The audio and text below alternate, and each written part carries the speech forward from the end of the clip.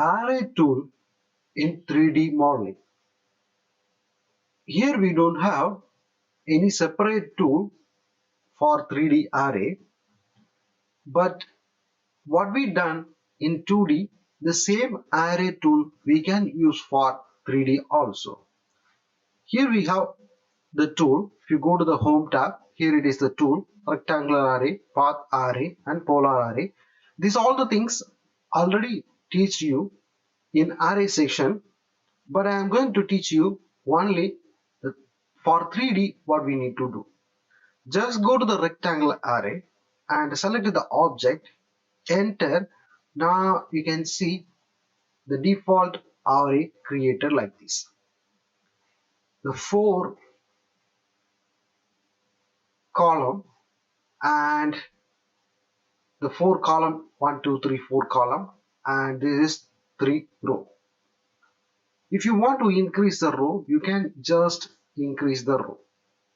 I just make it 5, enter. Now you can see 5 row it is increased. Already you know about this associative. If you don't know this associative, just go to array section, you will get it clear lecture about this. This is normal 2D array, it is created. For 3D, this is the level. If you adjust the level, depends on the level, you will get it the third direction, Z direction, you will get it array. I just make it here 2, enter. Now you can see the second level also added here. How many levels you want, you can add. So this is the third direction. First column and row same like 2D array, but here in this level, that is for third direction, Z direction. If you adjust in between distance, you can adjust here. I just make it 200, enter. Now you can see the in between distance arranged. And here it is the total distance. You can adjust the total distance. This all the things already you know. If you finish the array section, and here it is, I selected this associative. If you finish, just simply close the array.